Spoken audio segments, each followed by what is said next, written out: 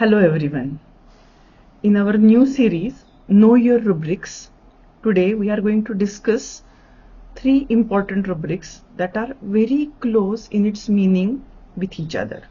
So the first rubric is tranquility reconciled to fate.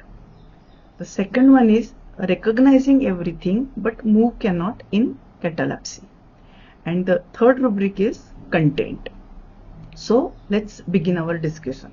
The first rubric is tranquility reconciled to fate. तो tranquility का मतलब क्या है?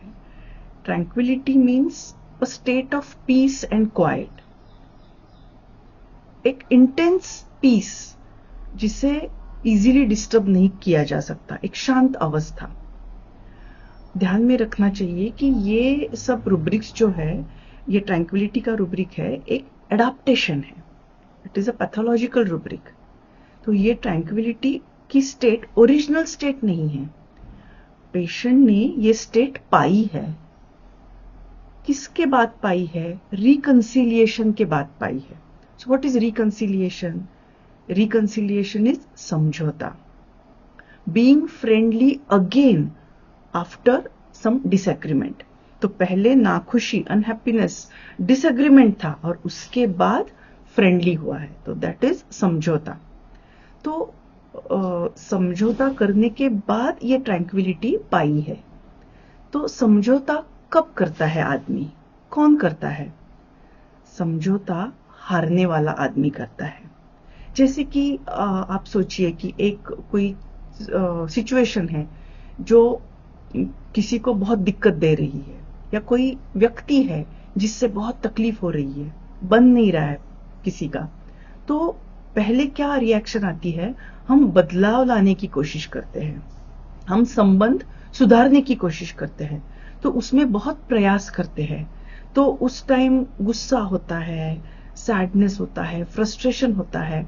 बहुत कोशिशों के बावजूद अगर बदलाव नहीं होता है तो फिर समझौता आ जाता है. और समझौता किससे किया जाता है? बहुत पावरफुल इंसान के साथ, बहुत पावरफुल सर्कमस्टेंसेस के साथ. तो यहां पे किसके साथ समझौता हो रहा है? नसीब के साथ. The word that is used is fate. नसीब के आगे किसी का कुछ नहीं चलता और कोई भी नसीब बदल नहीं सकता. तो नसीब के साथ समझौते के बाद ये ट्रैंक्विलिटी की स्टेट आई है. तो ये बहुत जरूरी है केस में कि ये स्टेट के पहले क्या क्या हुआ है, फिर कैसे ये स्टेट आई है. तो इसमें कौन कौन सी रेमेडीज है ये रुब्रिक में? एलोज है, कैमोमिला है, पोडोफाइलम और स्टैनममेट है. तो अगर हम एलोज के बारे में बात करेंगे तो एलोज का एक रुब्रिक है fraternized feeling with the whole world. तो ऐसा उसका नजरिया है. Again we have other rubrics in एलोज, that is complaining always, contemptuous, anger from contradiction. तो जब ये सब चीज, ये रुब्रिक्स जब चलती है तो एलोज बहुत कोशिश करता है कि अपने हिसाब से चीजें बदले और खुशी खुशी सब चले. लेकिन जब एक पॉइंट आता है कि ये कुछ ऐसा होता नहीं है तो एलोज का एक रुब्रिक है रेजिग्नेशन. तो वो हार जाता है और सब छोड़ देता है. और उसके साथ ये अडेप्टेशन है ट्रैंक्विलिटी रिकंसाइल्ड टू फेट. तो ये जो जर्नी है ये समझना बहुत इंपॉर्टेंट है. कैमोमिला तो मैंने कभी यूज नहीं किया है, लेकिन पोडोफाइलम के 2-3 केसेस जैसे मैंने इस रुब्रिक पे दिया है रेमेडी. तो एक केस थी मेरे पास, तो वो पेशेंट मेरे पास रिकरेंट यूटीआई के लिए आई थी और बहुत दवाई की थी उसने, लेकिन ठीक नहीं हो रही थी. तो शी टोल्ड मी कि बहुत दिक्कत होती है, बहुत प्रॉब्लम होता है. तो मैंने पूछा क्या प्रॉब्लम है, क्या स्ट्रेस है आप पे? तो हंस के बोली कुछ नहीं. तो फिर थोड़ा पुश करने के बाद उसने कहा कि थोड़ा हस्बैंड का प्रॉब्लम है, उन्हें थोड़ी बुरी आदतें हैं और अब क्या है, वो कुछ बदलने वाले नहीं हैं और मुझे ही तकलीफ होती है.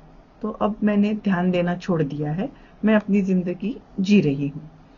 तो फिर मैंने पूछा क्या हुआ, पहले कैसे था? तो उसने कहा कि जब मुझे पता चला मैं अच्छी खासी जॉब कर रही हूँ, वो भी अच्छे पोस्ट पे थे, तो मैंने बहुत कोशिश की, बहुत झगड़ा किया, समझाया, क्योंकि इसका असर, हम दोनों के झगड़े का और उनकी बुरी आदतों का असर बच्चे पे हो रहा था।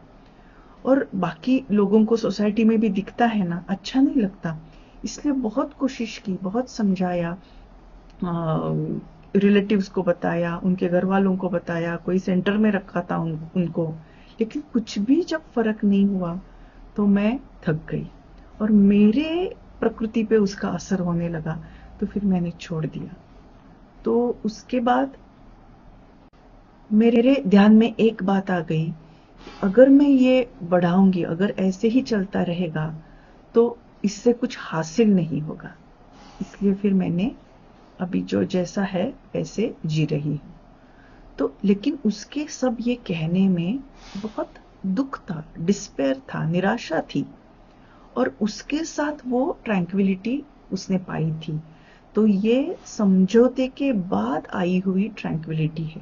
दूसरा एक केस था, उसने वो जो पेशेंट था, वो बहुत लाइक 50-55 इयर्स ओल्ड मेल था, वो गाउट की कंप्लेंट थी, यूरिक एसिड बढ़ गया था उनका। तो वो गांव में एक बहुत बड़ी फैमिली में रह रहे थे और उनकी बहुत चाह थी कि ये फैमिली एक इकट्ठी वैसी ही बनी रहे, अलग ना हो कोई।